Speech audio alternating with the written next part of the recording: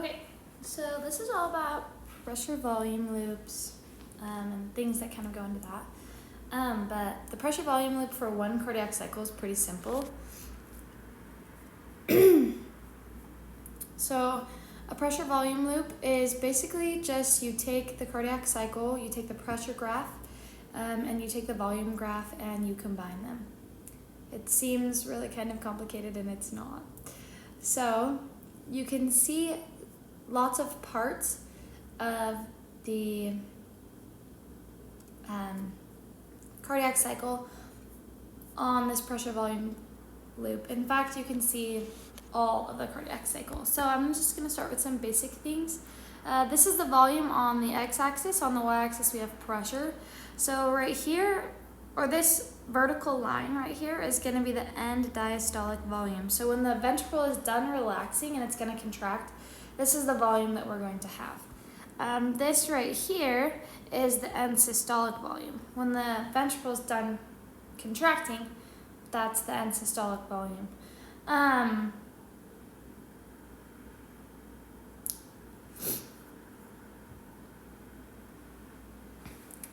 This point right here is where the mitral valve closes.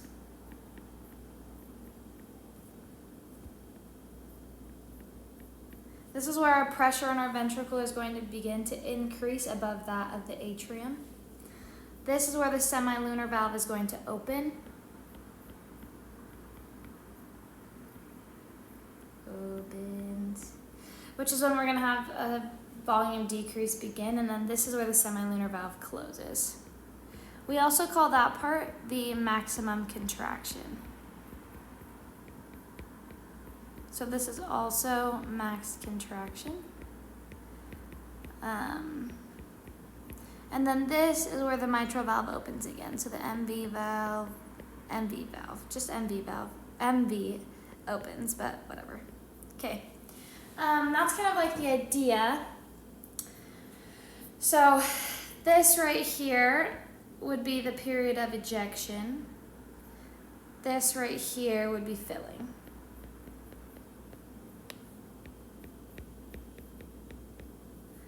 This would be isovolumetric contraction.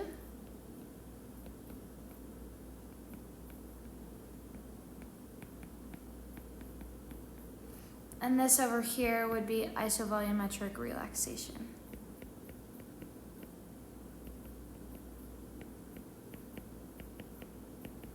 So that's kind of like just the basic parts on a pressure volume curve or loop. The other important thing about this is this right here, this same point as when the semilunar valve opens, that also represents mean arterial pressure, which is MAP. And things that affects mean arterial pressure would be anything that affects your blood pressure, basically. So vasoconstriction versus vasodilation, your heart rate increasing or decreasing, if you have a hemorrhage,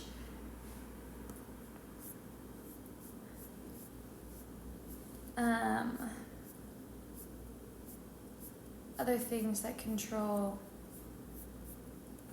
blood MAP would be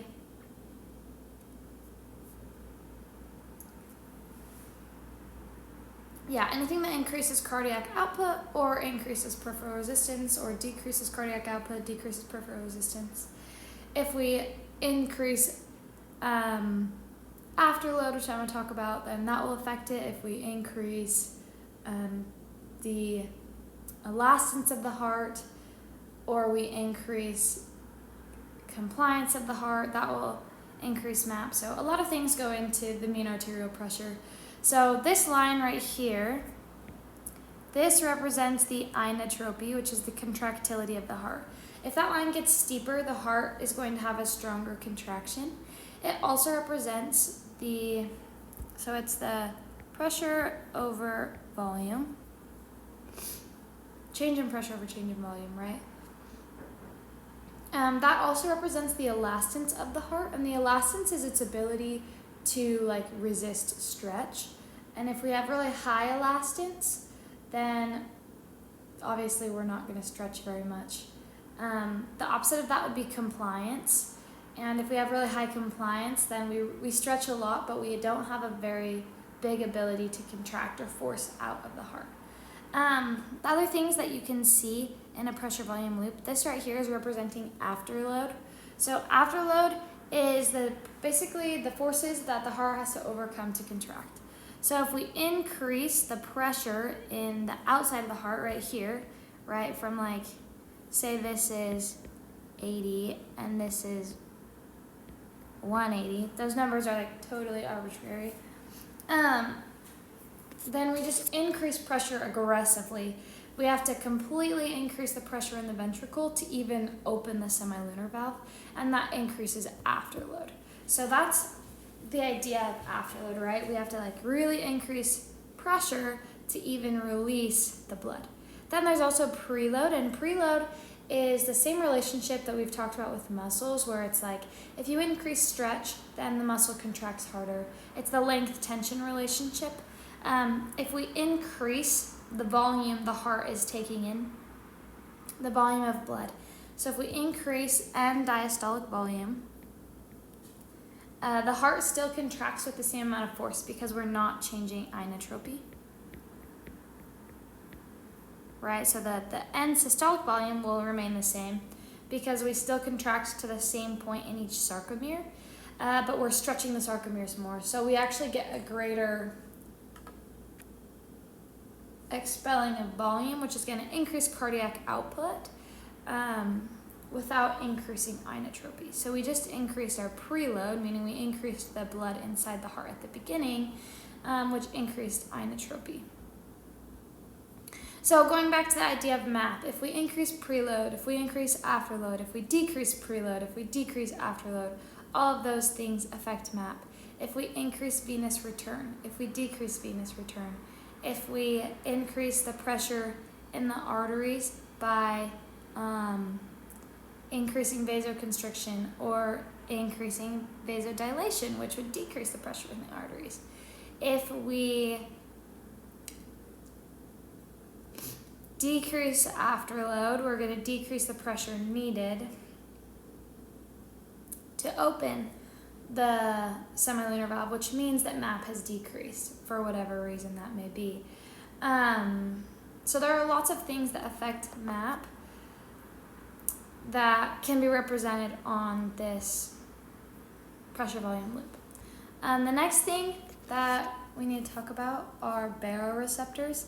And baroreceptors are a reflex mechanism to help us increase or decrease our blood pressure. So a baroreceptor is, if we imagine our heart, I meant to draw this before, but that's okay. If we imagine our heart and we have our aorta leaving, just go with me here. I know it's an ugly picture, but work with it. There are these things called carotid sinuses. And then we also just have our aorta. And there are baroreceptors in both places. And baroreceptors respond to stretch kind of like muscle spindles do. So if there's more stretch, meaning there's more pressure in the aorta, the baroreceptor stretches more. So if we increase blood pressure, then we increase stretch. So we increase action potentials to brain. Then the brain is going to do two things. We're going to respond using the sympathetic and the parasympathetic nervous system. So the sympathetic nervous system is going to vasodilate because that will help to decrease blood pressure. And the parasympathetic nervous system is going to open Gurk channels or close calcium channels to bring the heart rate down. And that's what we do if we have an increase in blood pressure, so that we can decrease our heart rate, decrease blood pressure through vasodilation, like where we're like panicking, bringing our blood pressure down. If our blood pressure decreases, the baroreceptors are like, there's not as much stretch. We're not going to send as many action potentials to the brain. And then your brain's like, we usually receive some signals from these things, but we're not right now.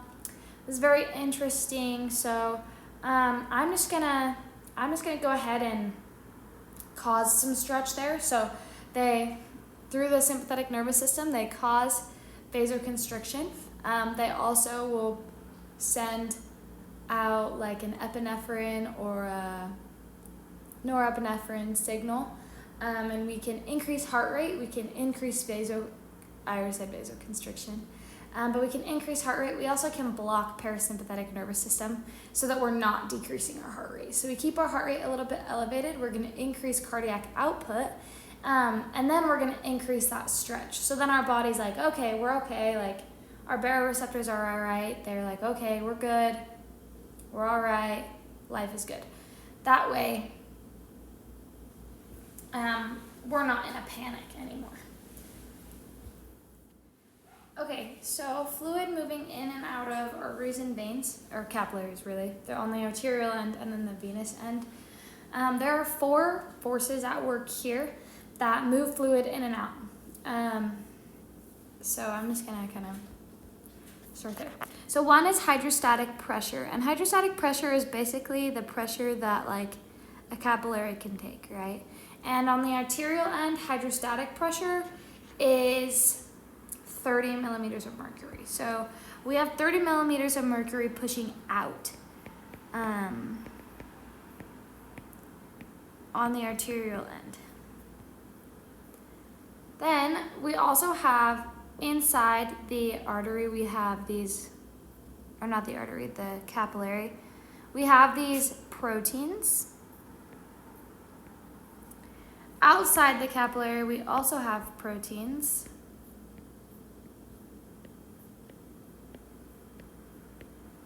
And there are some cells out there.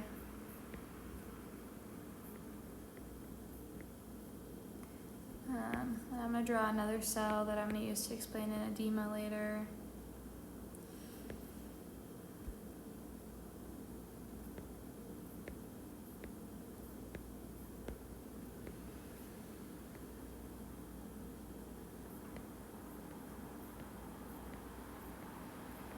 Okay, yeah, so those are like the kind of components that we see.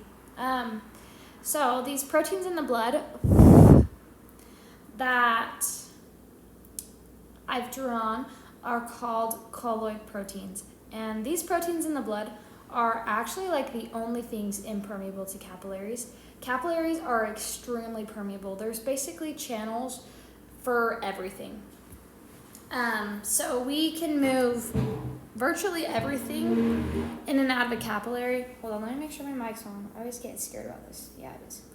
Okay, we can move virtually everything in and out of a capillary except for these proteins. And these proteins are contained in the plasma.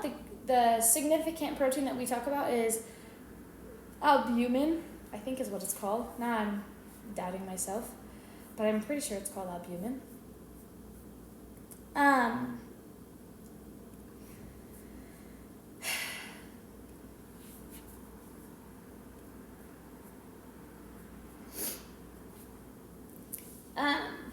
Oh gosh, now I lost my train of thought.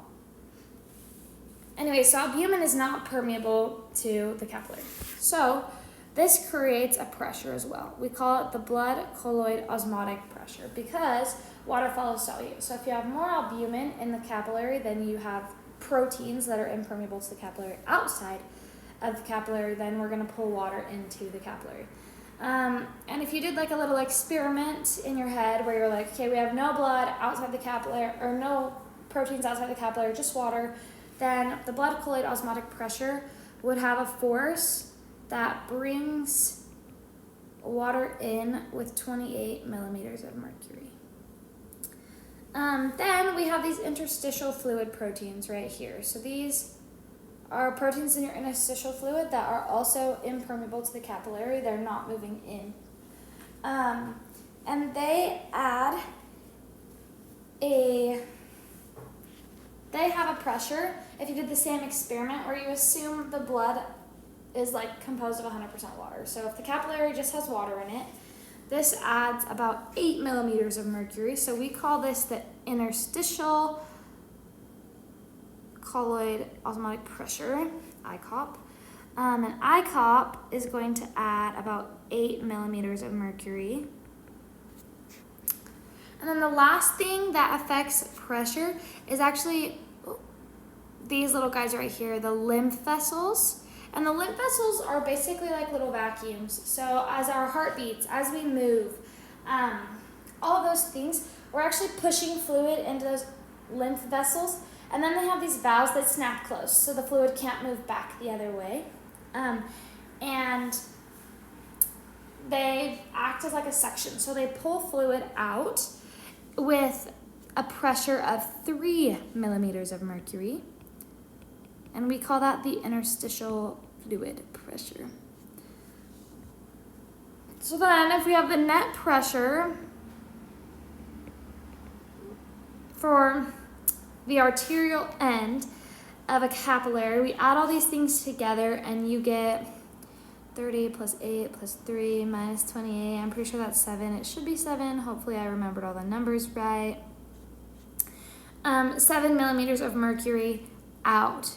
So the net movement on the arterial end of capillaries is out. Water is moving out of the capillary. Then on the venous end, I'm just gonna copy and paste this drawing so that I don't have to do it again, because that'd be annoying.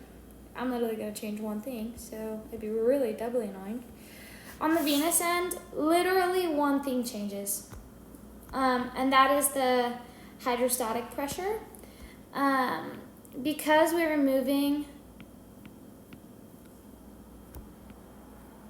away from the heart, if we draw a graph, we know that our pressure decreases, right? So in our big arteries, we have this kind of oscillating pressure, but it's decreasing, and then we have some smaller oscillations, and then we get to our capillaries, it's about 30. And by the time we get to our veins, okay, we never have negative pressure, but by the time we get to our veins, our pressure is like basically 0. So when we get to the venous end of capillaries, we have a really, really low hydrostatic pressure because we're about to be entering veins where the pressure is like really low. So this pressure is about 10 millimeters mercury. So then the net obviously is also going to change.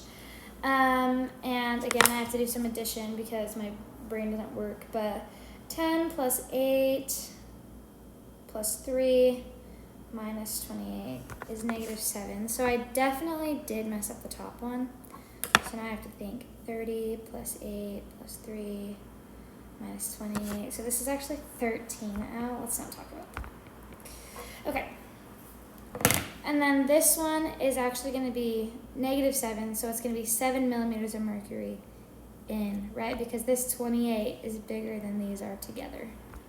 So on the venous end, we have blood coming in, or water coming back into those capillaries and moving back towards the heart. Then I'm supposed to be talking about causes of edema. So edemas can be caused by an imbalance of fluid in several different ways. One is like, I totally drew these cells that are supposed to release histamine, and I'm not going to talk about them. I mean, I can. They're going to release histamine. Histamine is going to tear apart the cell, basically. It makes this right here. This is called a sphincter. It's the precapillary sphincter. It's going to make it dilate, so blood is going to rush in and basically tear apart the tight gap junctions, the tight junctions in the cells, and fluid's going to leak out. So you're going to have an edema because stuff's going to come out of the cell. So your I cop is going to increase because your B cop decreases because that stuff is now permeable to the cell. Basically is the idea. But another one that I just was thinking about is when you get a sunburn, you're exposing the basal cells in your skin, the live cells at the bottom of your epithelium, to ultraviolet light, which is really not good for us. We're not supposed to be in ultraviolet light. It's not great, especially strong ultraviolet light. And you're exposing them to that, and they start to die and break apart and release their fluids everywhere. And it's these cells right here that are in the interstitial fluid. And so the amount of like proteins, because these cells, all they do is they live and then they replicate themselves, and they replicate proteins, and then they die. And when they're replicating proteins and then all of a sudden they get broken open because you have a sunburn and you broke open your cells, then your ICOP increases because you have more cells or more proteins in your interstitial fluid. So your ICOP increases, and then the net movement out also increases. So you have like this swollen, kind of tight skin, and we call that an edema. And if it gets really, really bad, then you get like a blister, which is an even worse edema. But yeah.